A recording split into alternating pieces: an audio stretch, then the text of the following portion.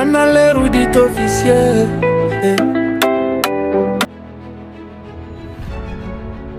Mesdames et messieurs les responsables de confession religieuse, mesdames et messieurs les parents des élèves de l'école Les Amis de Daniel, distingués invités à vos titres et qualités respectifs, je vous dis merci. Un grand bonjour et merci.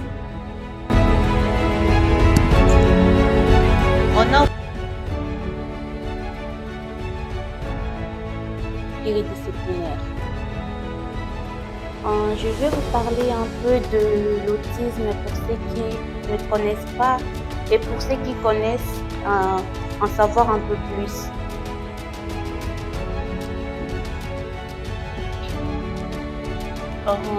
Je serai bref, il faut comprendre. Mais avant tout, j'aimerais dire, et si le monde n'était pas perçu de la même manière pour tout le monde, pouvez-vous vous poser cette question? Et si certains enfants vivent chaque jour avec de sons forts, des lumières intenses, de regards différents venir? Et si, malgré tout cela, ils devaient continuer à vivre dans un monde qui ne les comprend toujours pas? Aujourd'hui, la personne qui va vous parler de l'autisme, mais je le vis au quotidien avec moi. Avant de commencer, nous allons d'abord parler un peu de l'origine de l'autisme. L'autisme ou le trouble du spectre de l'autisme a été décrit pour la première fois dans les années 1940 par un certain monsieur qu'on appelle Léo Carner. Je ne sais pas si vous comprenez. Asperger. À cette époque, on ne comprenait pas encore cette différence. Certains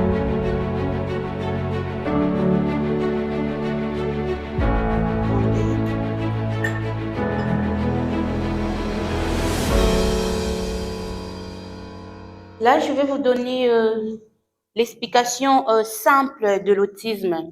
L'autisme, aujourd'hui, je ne parle pas seulement de l'autisme niveau 1, mais je parle aussi pour les enfants qu'on ne comprend pas.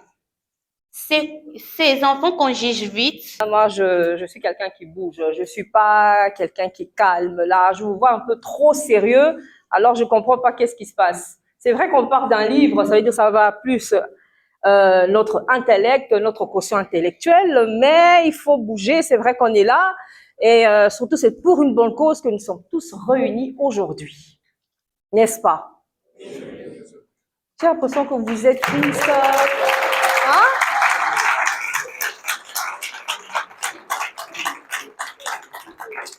Me voici devant vous. Je suis Nadine Zambo-Hauters, la promotrice de l'école Les Amis de Daniel. Je veux me limiter par là. Je veux expliquer c'est quoi Les Amis de Daniel. Les Amis de Daniel est une école spécialisée. Les Amis de Daniel est une école. On travaille aussi en inclusion avec plusieurs écoles de la ville. L'école a été créée par rapport à mon dernier qui s'appelle Daniel.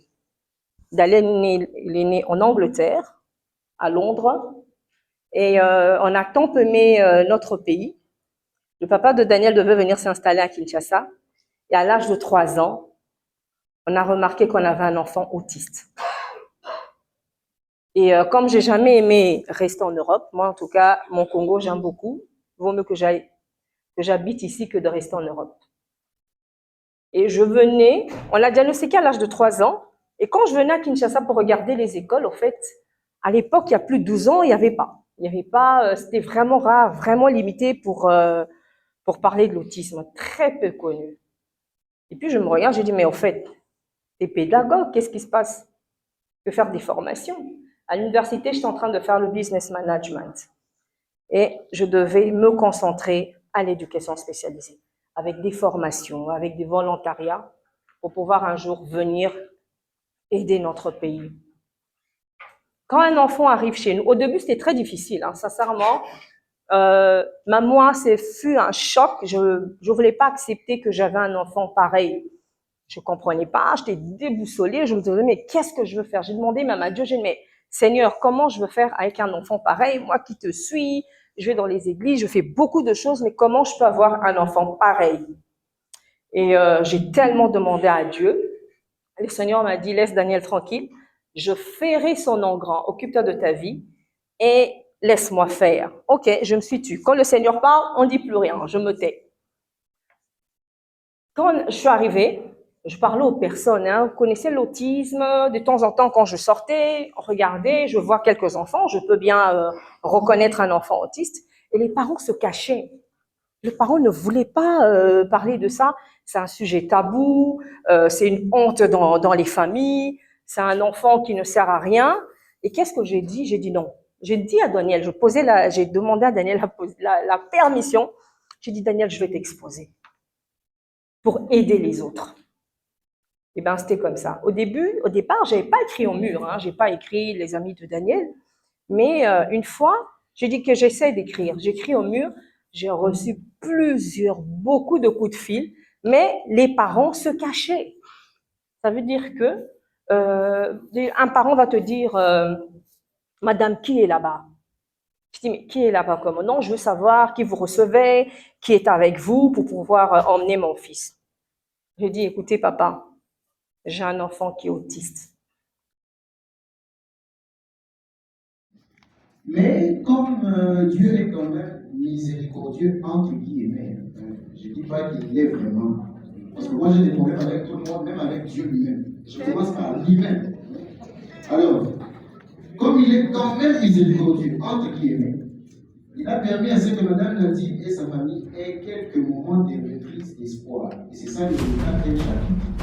Quelques moments de reprise d'espoir. Je fais bon, tu vas.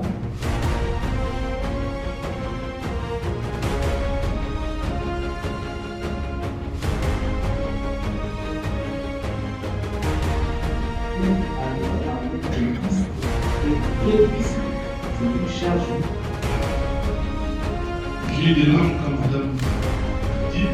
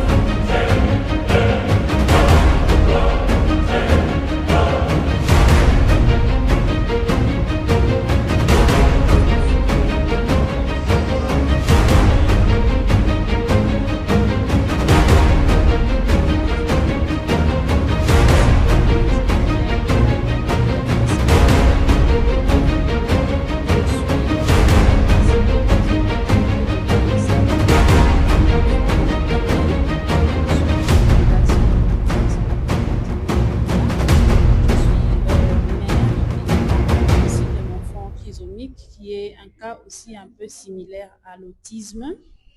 Et j'étais très heureuse de participer dans cette activité. C'est une activité qui nous a réconfortés, nous en tant que parents porteurs des enfants de cet handicap.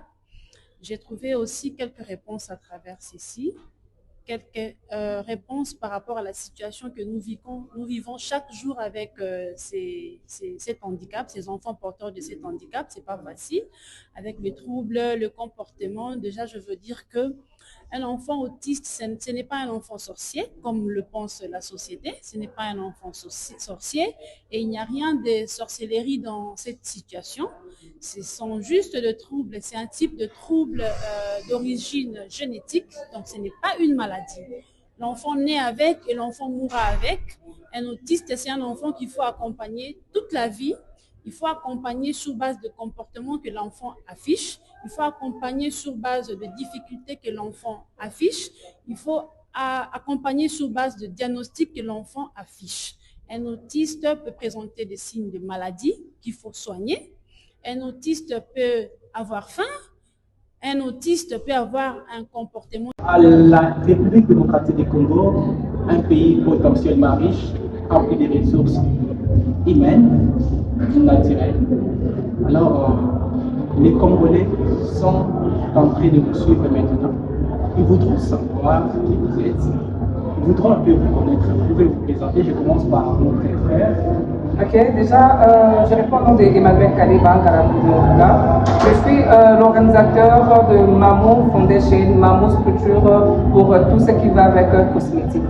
Alors, on a vu aussi la dame. Bonjour, moi je suis Déborah Kalouchi, CEO de Mamo Events, Mamo Foundation et aussi Mamo Cosmétique.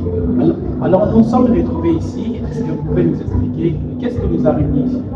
Et déjà, premièrement, ce qui nous a réunis en fait ici, c'est pour l'activité de l'école de Daniel en fait.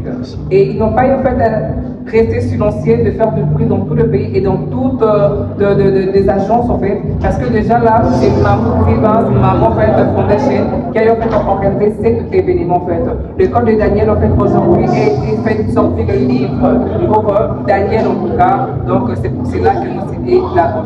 Alors, Mamo Cosmétique.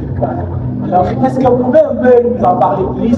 Maman CEO, maman la directrice entrepreneur. Parlez-nous un peu de votre structure qui apporte en plus sur le plan dermatologique. Alors, ça serait vraiment très long de parler de Mamo Cosmétique, mais si je dois faire en bref. En 2021, j'ai fait une formation d'agriculture au Cameroun. Et là, j'ai eu l'idée de créer une marque de cosmétiques dermo-agricole. C'est-à-dire que dans tous mes produits, il y a une touche agricole, on va dire ça comme ça. Et pour cette année 2026, dès le mois prochain, nous sortons une nouvelle gamme de produits, vraiment avec des plantes africaines, mais surtout avec des plantes de la RDC. On doit vraiment mettre en avant ce que nous avons ici, créer des matières premières. Parce que voilà, moi je suis dans la cosmétique, ça fait 4 ans aujourd'hui. Et je me rends compte que toutes les matières premières, on les prend ailleurs, mais on oublie qu'en fait, en réalité, nous avons tout ici. Donc moi, c'est vraiment mettre en avant, moi c'est vraiment créer des produits, mais vraiment aller à la source, transformer les plantes brutes en matières premières et mettre la RDC en avant pour les produits de qualité. Alors, qu'est-ce que vous pouvez dire à tous ceux-là qui aiment soutenir les Congolais, l'intelligence congolaise, et vous, comme vous faites partie de l'île congolaise qui innove dans le domaine cosmétique, qu'est-ce que vous pouvez attendre à l'État congolais et à la population congolaise par rapport aux produits Mamo Cosmétique? Alors, je vais juste dire un truc simple. Consommons congolais. Ok, ailleurs et tout, oui, c'est bien. Mais il faut savoir aussi que nous avons aussi des gens ici en RDC qui vont faire beaucoup mieux que ce que nous avons ailleurs. Merci beaucoup, chef. Votre dernier mot. En tout cas, sur mon dernier mot, lorsque vous contactez en fait Mamo Cosmétique, vous êtes directement en contact avec Mamo Foundation. Donc nous sommes là pour vos organisations et Vous pouvez vous présenter en fait que les Congolais connaissent qui vous êtes. Je suis Madame Nadine Zambo-Waters, la promotrice de l'école des Amis de Daniel, une école spécialisée qui éduque les enfants autistes ainsi que tous les autres troubles du neurodéveloppement. Merci beaucoup, Maman Nadine. Aujourd'hui, nous sommes ensemble ici au village Silikine pour le vernissage du livre intitulé L'histoire d'un enfant autiste. Alors, on a bibliographié Daniel Jean-Pierre Kangafou. Qu'est-ce que vous pouvez dire par rapport à ces vernissages, par rapport à cet ouvrage qui décrit l'histoire de votre propre enfant?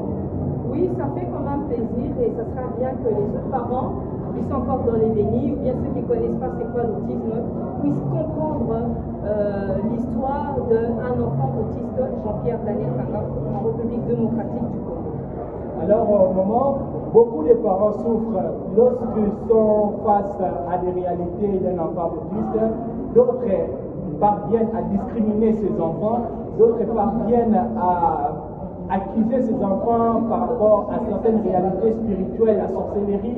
Alors, que diriez-vous à ces parents et que diriez-vous à ces enfants qui font face à toutes ces réalités? Sincèrement, je suis passée par là et je passe par là. J'ai un enfant autiste. Au début, ça n'a pas été facile. C'était très difficile que j'accepte. Et je comprends aussi pourquoi les autres sont encore dans les dénis. Mais je dis aux parents, courage. Je suis passée par là. Daniel avait une année, 2-3 ans. Maintenant, il a 18 ans et demi. C'est vrai qu'il n'était pas non-verbal. Maintenant, si vous imaginez 18 ans de patience que Daniel a commencé à travailler maintenant. Je dis aux parents, ne baissez pas les bras. C'est vrai que ce n'est pas facile, mais acceptez et vous dire que dois-je faire, comment accompagner mon enfant. Merci. Comment accompagner votre enfant? Le livre, c'est un livre très inspirant. C'est un livre que les gens qui ont écrit, vous aussi vous en faites partie des auteurs. C'est vraiment un livre qui décrit long et large les différentes réalités qui traversent ces enfants. Alors, comment est-ce que certains parents voudront en procurer de ces livres pour qu'ils comprennent, en fait, maîtrisent certaines réalités que les enfants autistes font face? Il y en a ceux qui veulent. Normalement, on va faire le tour des universités pour parler de l'autisme et puis ainsi qu'avec l'ouvrage du livre. Et ceux qui sont à l'extérieur, ça se vend plutôt à Amazon. Vous entrez www.amazon, vous pouvez acheter le livre en ligne. Ou bien si ce n'est pas en ligne, vous pouvez venir chez nous à l'école des Amis de Daniel à Kitambo Magasin, en face de Guide Marché de Kitambo Magasin. Alors, maman, merci beaucoup. Votre dernier mot? Le dernier mot, j'encourage les parents, j'encourage et motive le gouvernement de pouvoir aider nos enfants. Comme je dis toujours, l'autonomie est notre objectif. Que deviendront-ils un jour après nous? Le jour où on sera plus là, qu'est-ce qui va se